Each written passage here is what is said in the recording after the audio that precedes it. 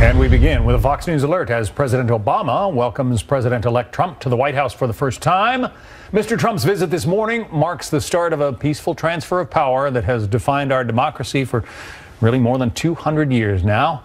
Welcome to Happening Now, everyone, with both of us in our normal seats. I'm back from Ohio.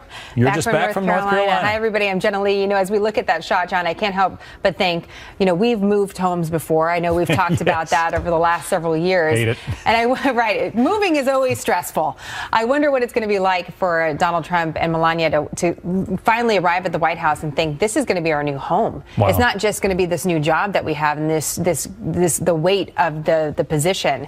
But this is where we're going to live. There aren't very many people who have inhabited that house for whom it might be sort of a downsizing. But I think for Mr. Trump, right, it very well could be. You know, Jackie Kennedy did some interesting things in the White House. She did that broadcast where it brought America into the White House, and she did some redecorating. And that was something that was really significant for her as First Lady, because some said that really connected her to the American public. I'm not suggesting that's what Donald Trump and Melania are going to do, but they certainly have a certain aesthetic that we do know as we see the gold in their apartments in New York City. So one wonders perhaps what changes, and there are changes they can make as the inhabitants. I wonder what it might be. I remember some of the political cartoons when he first announced his candidacy that showed the White House stacked up many stories high with a big Trump sign on top. I don't think that's going to happen, folks. But we never know. It'll be beautiful, whatever it is. We're going to certainly watch for the arrival. As you know, the president and Donald Trump have had very few face-to-face interactions, very little time one-on-one, but both have vowed to put past differences aside after what can be described as a really bitter campaign. We're going to look back a little bit today on that past, John, but we're also going to try to focus on the road ahead. So as we keep an eye on the White House, Vice President Joe Biden will also host his successor, Mike Pence, at the White House. That happens later this afternoon. And the First Lady, Michelle Obama, is preparing to give Melania Trump a private tour of the People's House.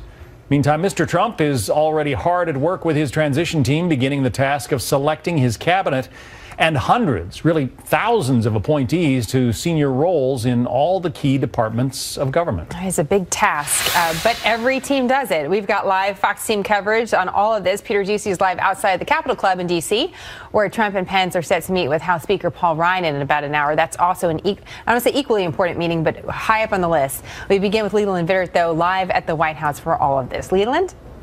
John, Jenna, good morning to you.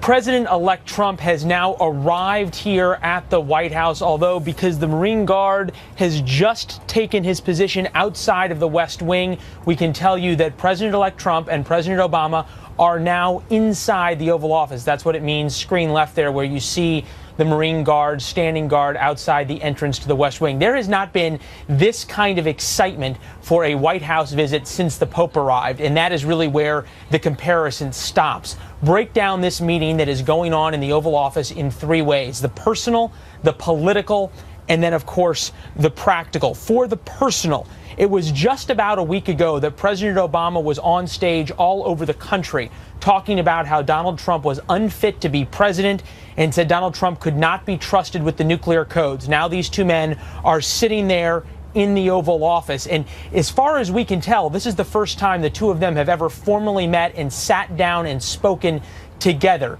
So put all those things together and make your own conclusions about the tension inside the Oval Office right now.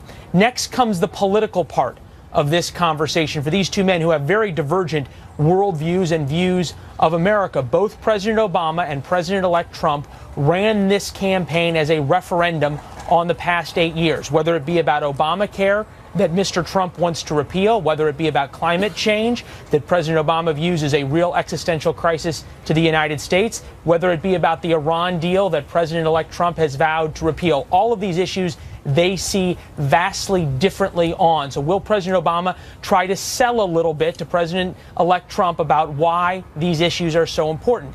Next comes the practical issue. It's just 72 days until President Trump comes here as the president. So in those 72 days, 4,000 jobs to fill. The last person to have to do that was President Obama, who did it 8 years ago. Perhaps there will be some advice about that. As this meeting is going on, we're told there is another meeting between First Lady Michelle Obama and the First Lady-to-be, Melania Trump. Typically, they talk about very personal things. What it's like to live in the White House, what it's like to raise children in the White House. Remember, the Obama children came here about the same age that Barron Trump is, who arrives here at 10 years old when he begins to occupy the White House in a little more than 72 days. There's also a lot of optics going on behind these closed doors. Yesterday, when we saw President Obama come out to the Rose Garden to discuss the results of the election and try to bring the American people together, the White House staff was in tears. Now those same people are welcoming President-elect Trump to the White House and have been told to help him in the transition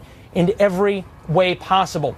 Going forward, this is how this works. 11:05 a.m. Eastern. The meeting was scheduled to start at 11. We saw Donald Trump and his motorcade pull up around 10:55. So we're told the men met on the south lawn behind the camera positions, so we did not get to see that. They then would go into the Oval Office, the Marine Guard still there outside the West Wing, standing guard, so we know that meeting is going on. The White House pool has been called to gather at 11:30.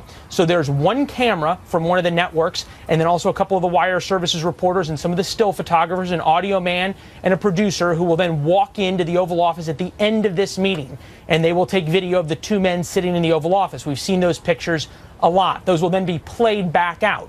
The question, of course, is will we hear anything from President-elect Trump and President Obama? Will they make any brief comments? We've been told this morning to expect some type of brief comments to be made to the pool that then will be played back out a couple of minutes after it happens. Perhaps the pool will be able to shout a couple of questions. Whether or not they answer them, that is, of course, up to them. So the things to look for over the next half hour as we await that first image of these two men sitting together in the Oval Office. President Obama sitting there in his usual chair as the president, and then the president-elect who will then take over the office in 72 days. Things to look for. What about the body language between these two men? How do they interact with each other after such harsh words? And then obviously we'll wait to see their comments, if any, coming out from the White House here. Probably now could be about 20 to 30 minutes, depending on how long this meeting goes. Could be longer if they have a rapport or perhaps a lot to discuss, which clearly after this campaign, there are a lot of issues on the tables, guys. To be a fly on the wall. Leland Vittert, thank you. And as we await the outcome of that meeting, a very important luncheon taking place just over an hour from now, as President-elect Trump, Mike Pence, and Speaker Paul Ryan are set to begin charting a new course for Trump's ambitious agenda. Peter Doocy live in Washington with a look at that. Peter? John, it's going to be all Republicans running D.C. come January, and they're all getting together today on Capitol Hill to start talking about a game plan. It's going to start here behind us at the Capitol Hill Club, which is a hangout for GOP lawmakers. That's where Donald Trump and Mike Pence and Speaker of the House Paul Ryan are set to break bread at some point in the next hour and a half, and then a little later on, as soon as they're done, the President-elect and Vice President-elect are going to head across the street to Senate Majority Leader Mitch McConnell's office in the Capitol building for a meeting there. Because there won't be any Democratic majorities for at least the beginning of Trump's term, there's going to be a lot less resistance to his agenda than many presidents encounter after being sworn in. And today we do expect these Republican leaders to talk about two of Trump's biggest campaign promises: repealing Obamacare and building a wall on the southern border. But that's not all. There are also time-sensitive matters on the lunch table, and that's funding the government and the debt limit. Before Trump takes over, Speaker Ryan and President Obama are going to have to iron out a plan to keep the government funded past December 9th. Our senior producer on Capitol Hill, Chad Pergram, reports that Ryan may want to work with Trump today to see if the new president, I should say, wants the government funded through March when we actually hit the debt limit. We don't know of any plans by Trump or Pence to meet with any Democrats in Washington today, except, of course, for President Obama right now. But today's visit to D.C. marks the real start of the transition from the Obama administration to the Trump administration. John? Peter Doocy in Washington. What a fascinating day. Peter, thank you. To just be grossly generalistic, you could put half of Trump supporters into what I call the basket of deplorables, right? The racist, sexist, homophobic, xenophobic, Islamophobic, you name it. Well, as you know, that's Hillary Clinton's famous, now infamous, remark 2 months before Election Day. And while it might have fired up her base, and certainly was controversial, it also threw some fuel onto the passion of Trump supporters. Today's Wall Street Journal publishing the headline, "Deplorables Rise Up to Reshape America," with Washington Bureau Chief Jerry Seib writing this. Many of his loyal followers proudly embraced the insult and used it as a motivating tool, wearing such establishment disdain as a badge of honor. The Trump army cut a deep swath through the American electoral system Tuesday, propelling the Republican nominee to the most stunning victory in modern American history. Jerry Seib is here. Jerry, we'd like to look ahead. I want our viewers to know that when we say deplorable, all I think about is the hashtag on social media, which is adorable deplorable. Yeah. So that's how I think about that group, and I think that's the way maybe we should refer to them as we look ahead. Well, talk to us about that comment and what group it was referring to and what it means now. Well, the point I was just making was that the Trump legions out there did, in fact, just embrace the term in kind of a ironic way and said, "Okay, call me a deplorable." And obviously, people that Hillary Clinton wasn't even thinking of when she said it, and they used it as a motivating tool, as I said in the piece. And I think a lot of this election was about the Trump base being highly motivated and showing up in the polls with greater level of enthusiasm than the Clinton voters in some places. That's how this election got decided. And so, one of the things that the Trump campaign tried to do was to excite the base. One of the pleasant things that happened from their point of view was that Hillary Clinton did something right there that helped them do that. Now, the same thing happened on the other side. The Clinton base was trying to get itself motivated by being against Donald Trump. That's why this was such an ugly election. I think that the Trump challenge now is to get over all that and bring the country together, and that's the backdrop of what we're seeing in Washington today, I think. There's one line that you wrote in your piece. You said, "Mr. Trump and his followers have in one dramatic stroke transformed the GOP from a traditionally conservative party into an avowedly populist one." Could you define populist as you mean it today in 2016, Jerry? And what does that mean, having a populist in president, but maybe not necessarily a populist Congress? Talk to us about that dynamic as well. It's a good question, because populist is a kind of a slippery term, and it can mean a lot of different things to different people. I think in this context it means basically skepticism of the establishment and skepticism of big institutions. And that includes the Republican Party, by the way, not just the Democratic Party or Congress, and even skepticism of a Republican-led Congress. There was an awful lot of anger directed at the Republican leadership in Congress in the Trump campaign, as well as the Democratic leadership in Congress. And so I think it is a sense that big institutions have failed us. Big is in some ways bad. The smaller institutions and more local institutions work better. So that's, I think, the populism that we're talking about right now. That's what Donald Trump tapped into. The trick is to recognize that it's as big a problem almost for his Republican Party as it is for his Democratic Party. He's standing in a way on an island between the two-party establishments. And could that be a good thing? Well, it depends on how it could be, absolutely, because in a way he doesn't know anything to anybody on either side. There was not a lot of support for Donald Trump in the Republican establishment in Washington, and there was none in the Democratic establishment. So the problem is he comes to town with very few obvious and natural allies. The advantage may be that he doesn't know anything to anybody. He can govern almost as an independent. Now, having said that, you have to also acknowledge that he won the campaign because of an enormous amount of help from the Republican National Committee and Chairman Reince Priebus and the ground operation they created. So it wasn't as if he was entirely an independent candidate at all. But in terms of the congressional wing of the party, there was limited support there, and he's going to have to deal with that now as well. Yeah, I was speaking to a Democrat yesterday that had already voted for Hillary Clinton weeks before Election Day. This is down in North Carolina. And I ran into him the next day when it was clear that Donald Trump had won. And he expressed that he was stunned. I mentioned this to our viewers a little bit yesterday as well. But he also said that one of the things he liked about Trump is that he didn't owe anybody anything, and that both parties actually did have a problem with him at one point, and he felt good about that. And I wonder, Jerry, what this win means, not only for the quote-unquote deplorables and for the population, but what it means for the Democrat Party as well, and how it could impact change within that particular group. Well, look, both parties are going to do a lot of soul searching and basically repositioning in the wake of this election. On the Republican side, you know, Donald Trump has basically told the Republican Party, by winning, we're going to change our position on immigration, we're going to change our position on trade, we're going to change our position on entitlement reform, we're going to change our foreign policy. That's going to be hard to swallow in the Republican Party.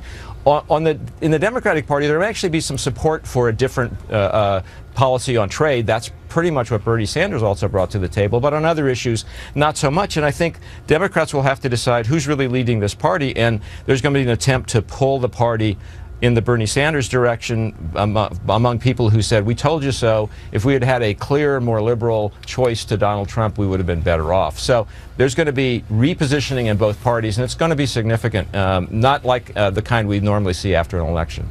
Jerry, I'm curious, as we take in the live shot of the White House, just what you think is going on in this meeting between President Obama and Donald Trump. I mean, you've been in Washington, you've seen a lot of these meetings go by. What do you think is notable? What are you going to be watching for today?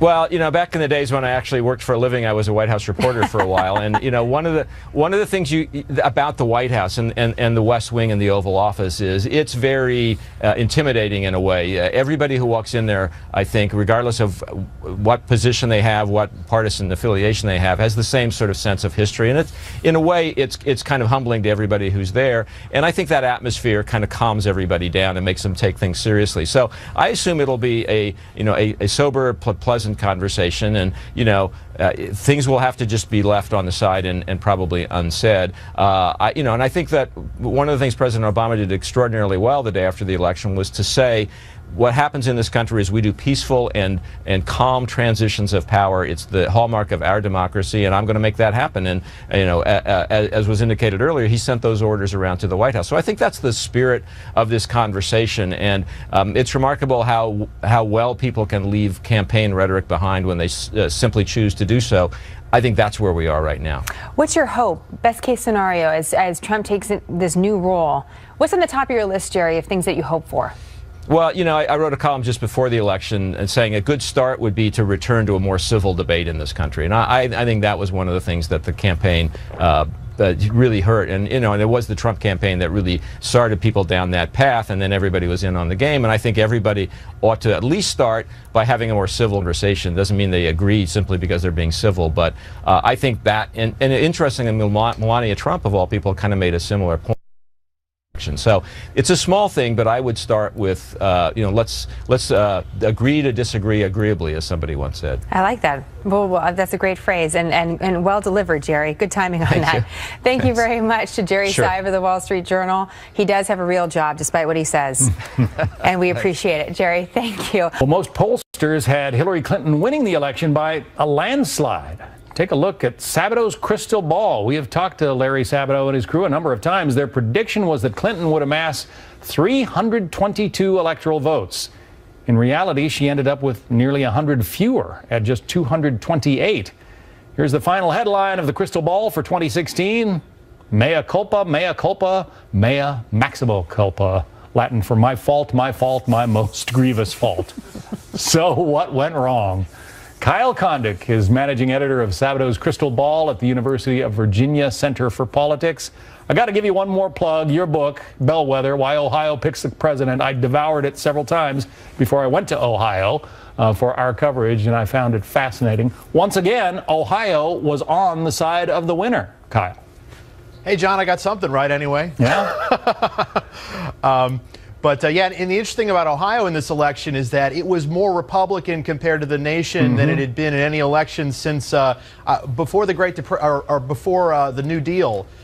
So Ohio may be, and actually we saw throughout the Midwest, maybe trending Republican over time here if the changes that Donald Trump created in the electorate actually last into presumably his re-election and future elections. Before we get into the reasons for why just about everybody got it wrong, I've got to say that you weren't the only ones who got it wrong. The Fox scorecard on election eve had Hillary Clinton winning with an electoral vote count 274 was our Fox prediction, with Trump just above 200.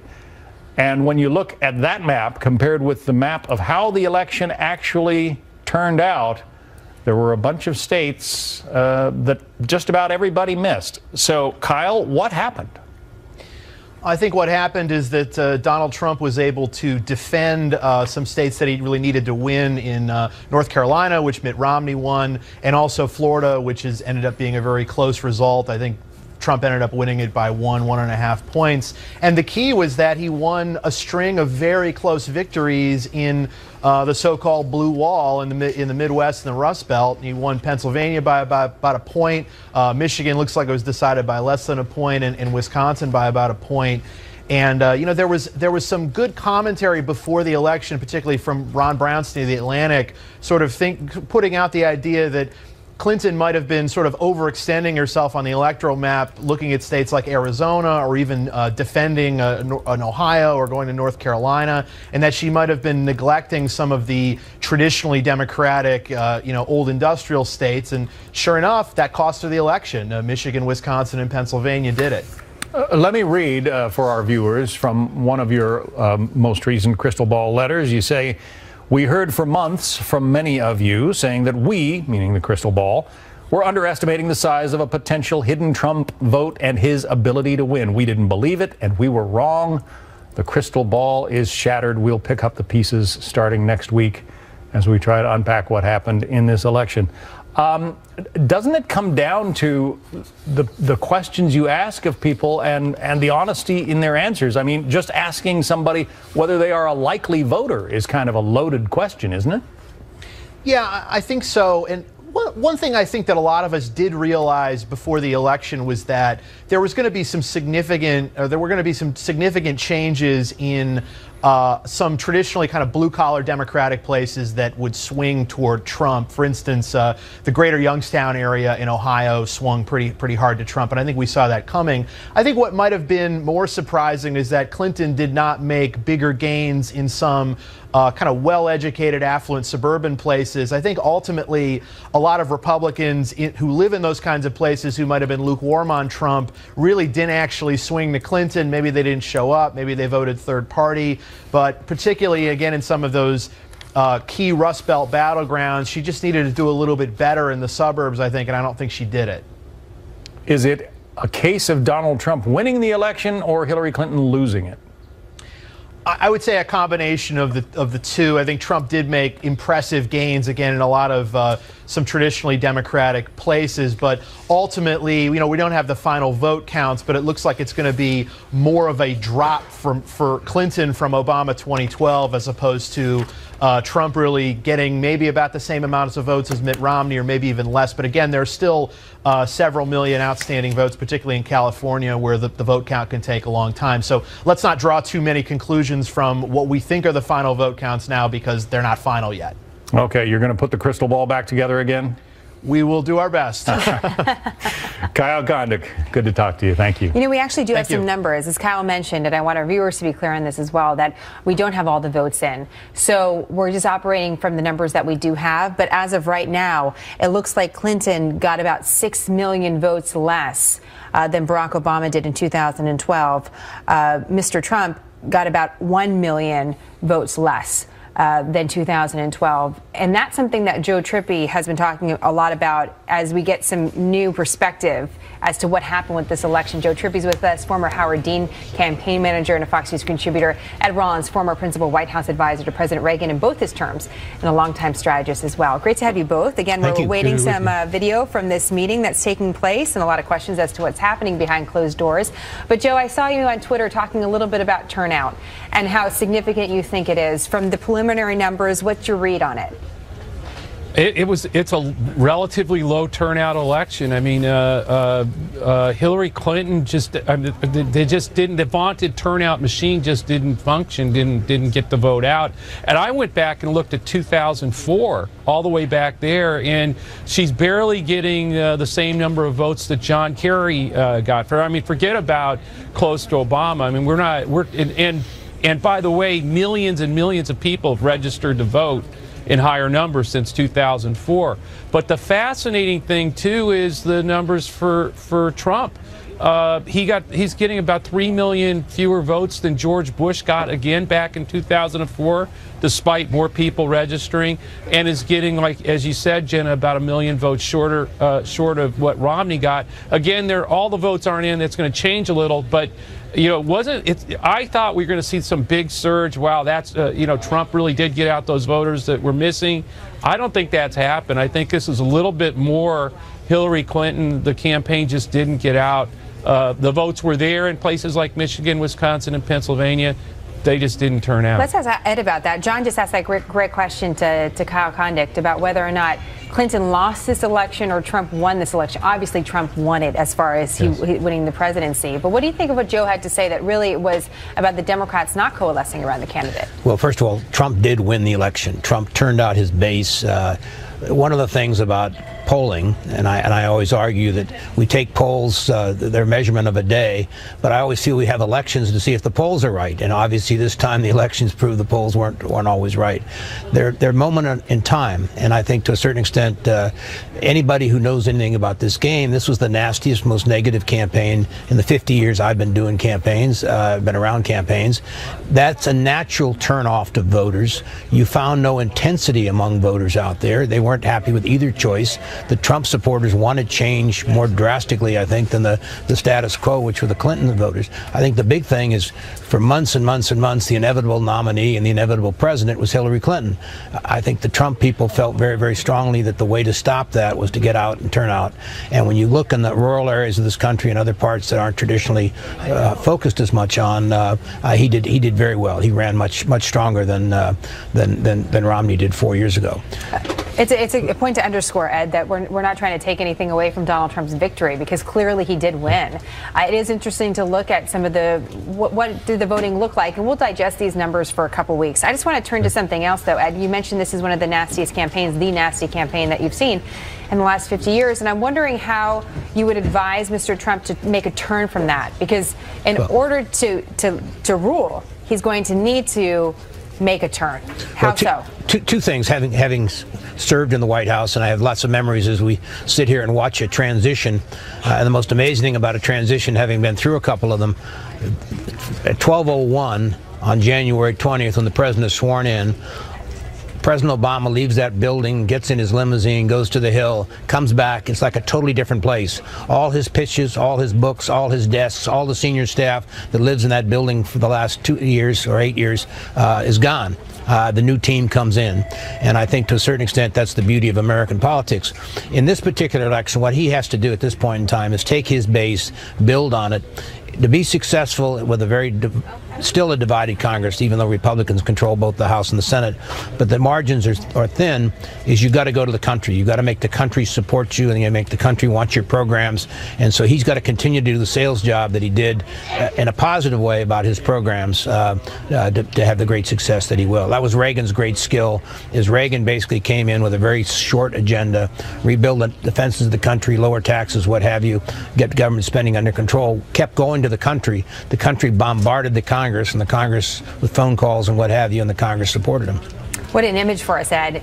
Just imagine you leave your house one day just to go to work, and then you come back for lunch and the furniture is rearranged. I can tell you even a better story. When I was the assistant to the Secretary of Transportation, when President Carter came in, Secretary Coleman went to get back in his limousine after the swearing in, and they told him, you no longer have your car, get in the van with the other cabinet officers.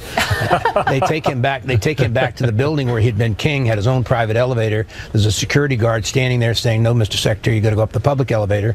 He gets up to his big palatial office, one of the most beautiful overseeing Washington, D.C., and they basically say, no, Mr. Secretary, we moved all your stuff down. And so he goes down to a windowless office, which is kind of his transition office.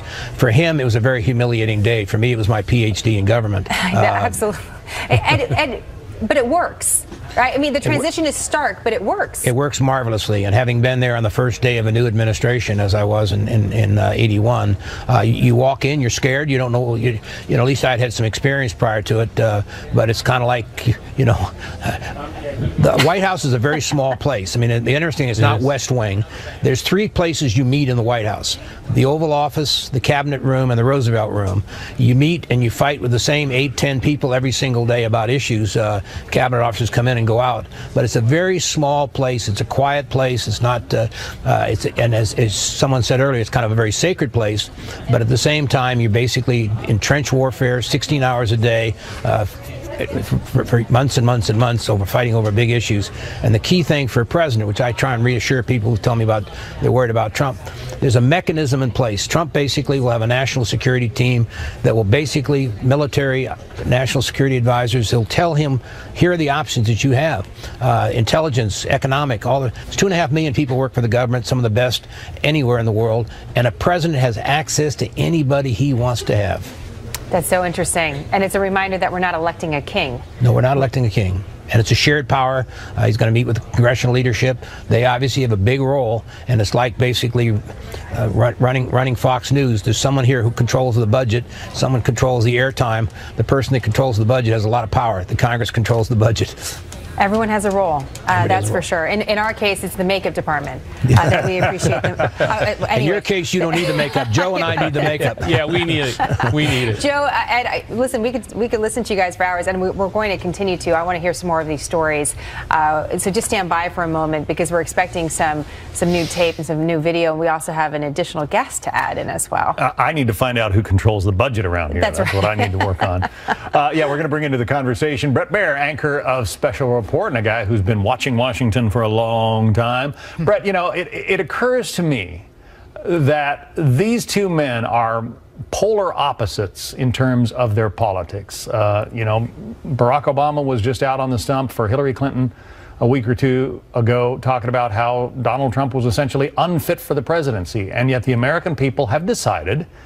And so Barack Obama has welcomed him to the White House with a handshake, and all indications are that he's going to do everything he can to make this as seamless a transition as possible. And when you think about all of those protesters who are out there, fired up and cursing and burning things and so forth because Donald Trump has become president, maybe they ought to take a lesson from their candidate Hillary Clinton, who was gracious in her concession speech, and from the president himself.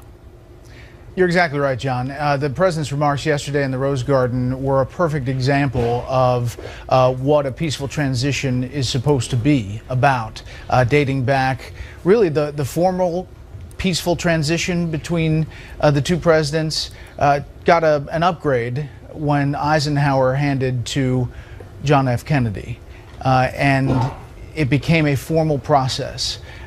It was always one party to another can be so harsh on the campaign trail, but when you get to this point, when you're sitting in the Oval Office, as Ed just mentioned, it's a different feel, it's a different place. There is a respect to the office that comes in that room, and they are talking about things you can imagine. These are two men who have huge personalities. They frankly have huge egos. They both do, but they also have, I think it's fair to say, a huge love of the country. They wouldn't be in what they're doing if they didn't. Right.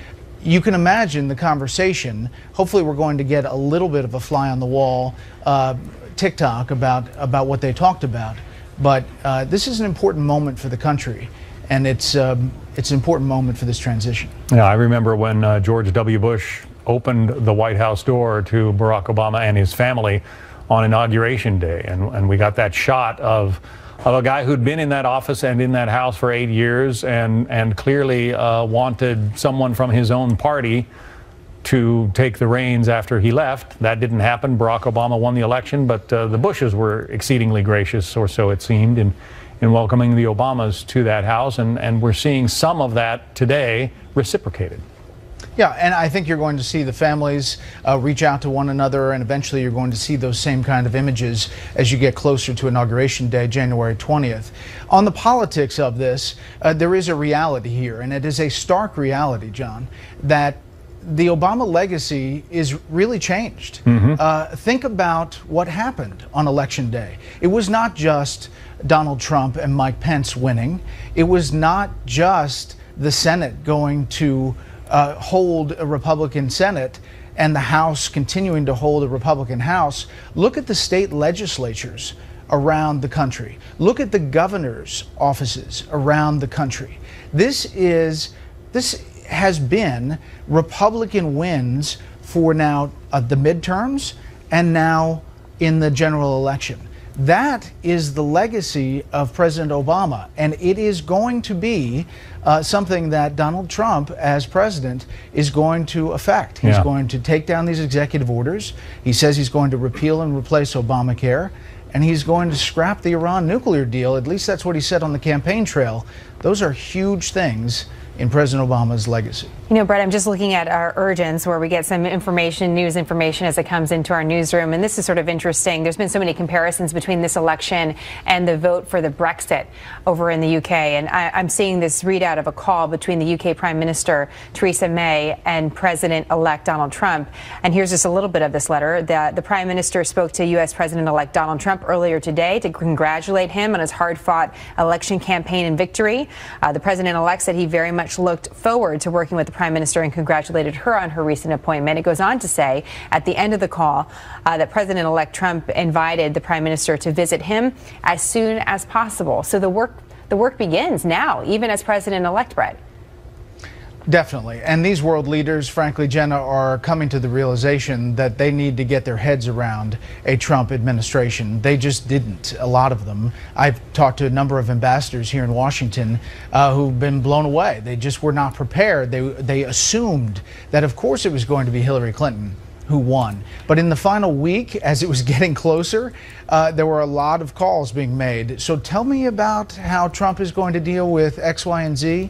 And these foreign leaders are now coming to that place. I think the world will realize once it is a President Trump on January 20th, what his foreign policy will be pretty soon out of the gate, and you'll get a sense a little bit that the world will calm down from these jitters that they don't know what to expect. The Obama administration has made no secret of the fact that they are trying very hard to make the transition as seamless as possible. They've started earlier than past administrations in setting up the mechanism to transfer power, basically, because it's not just the president and the vice president. There are thousands of people who work for the executive branch. Talk to us a little bit about how you go about filling all those positions in the next 72 days. It is a massive job, John. There are 4,000 positions that have to be filled in 72 days. This transition has started with both campaigns, the Clinton campaign and the Trump campaign.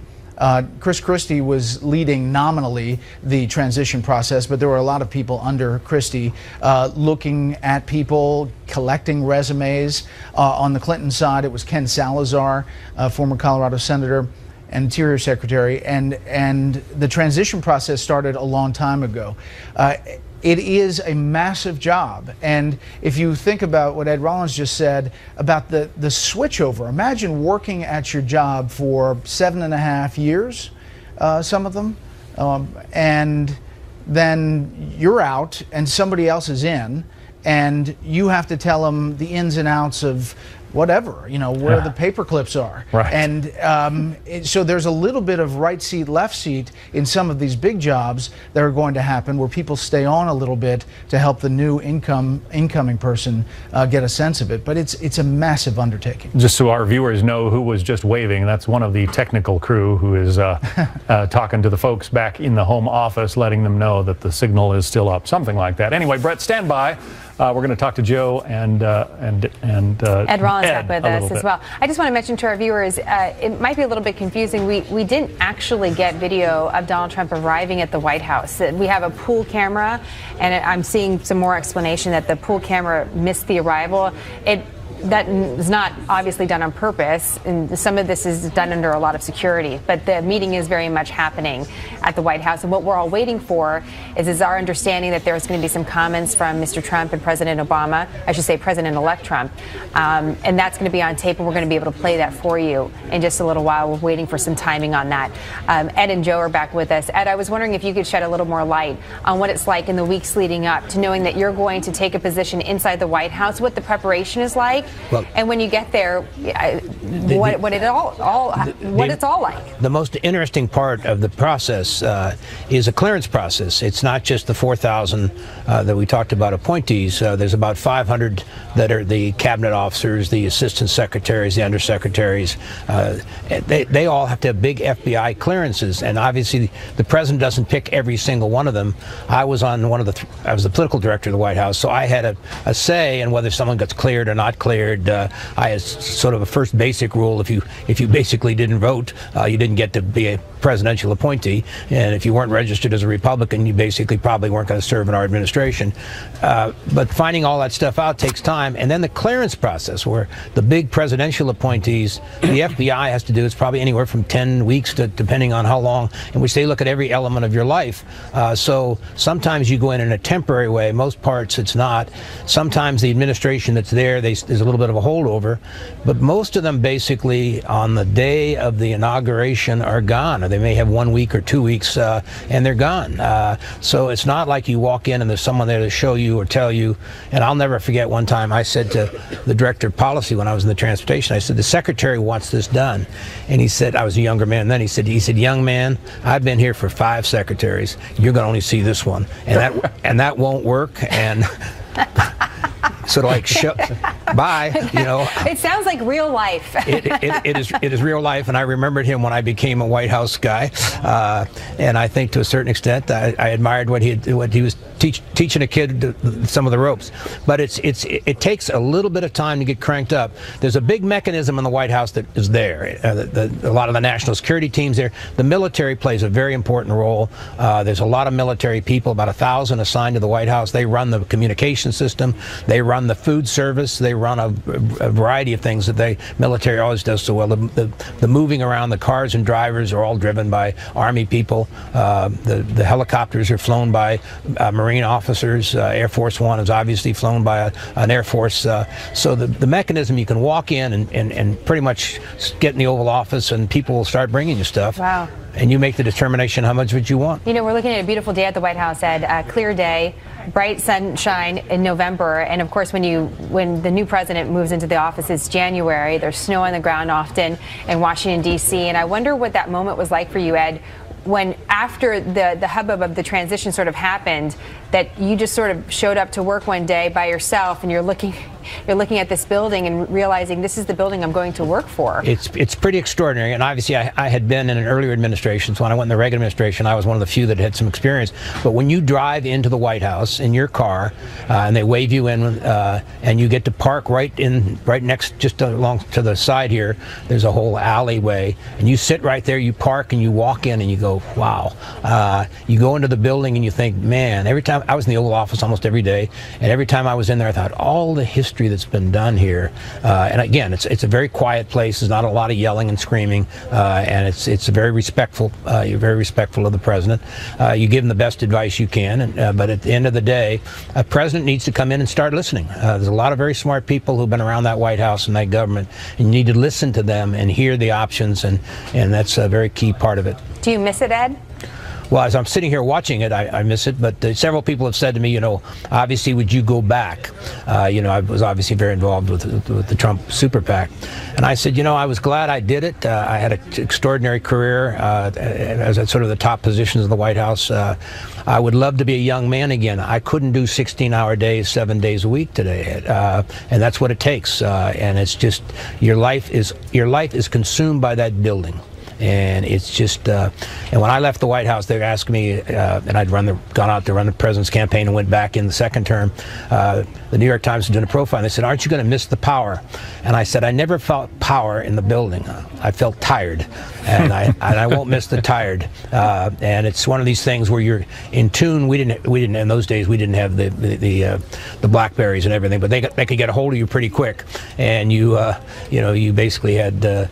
24-hour a day you're on call, and 24 hours a day you did get called. So again, the two men, the president-elect and the sitting president, are inside the Oval Office right now, we presume, still having that meeting. We expect that we will see some video of that when it is wrapped up. In the meantime, one of our White House producers, Lisa Jansen, tells us that there is some movement at the White House, if you will. The Chief of Staff, Dennis McDonough, who is often described as the second most powerful man in the world, even above the vice president, because he is the gatekeeper to the president. He was just spotted leading Jared Kushner around. Now, he is very close to Donald Trump. He is his son-in-law and had a very prominent role in his campaign. So the second most powerful man in the world, if you will, is leading around Donald Trump's son-in-law and another aide, Dan Scavino. They went across the back edge of the Rose Garden, took a walk down the south lawn, and then everybody kind of dispersed. So a lot of movement at the White House today.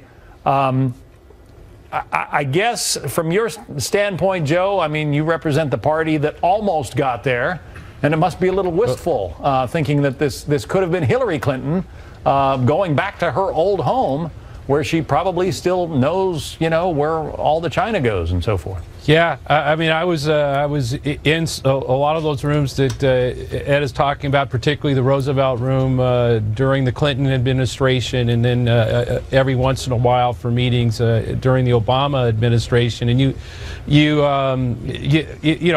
it's going to be, it is that kind of a place though where you don't feel the power, you just feel a ton of respect for the history, as Ed pointed out. I remember sitting in the Roosevelt room and just being sort of in awe of just all the things that have happened in just that one room. But it is a very small place. I think Trump's going to be, it's going to be interesting that I think you tend to get amazed at how small it really is once you walk into it. It was built a long, long time ago in the 1800s, and it has that just, it's a little bit, we see it as this grand big place, and you get inside and there's so many people in there that it's kind of a small corridors. But I think, look, this is what is wonderful about our democracy. Ed and I have been through a lot of wars together against each other. But we can treat each other with respect on the air. We can talk about issues together. And I think this peaceful transition that you're seeing today, that two men that have fought it out for last weeks, it got hotter and hotter, and it couldn't have gotten, I think, more brutal, are today, the country, and there's still a lot of angry people out there. We saw that last night.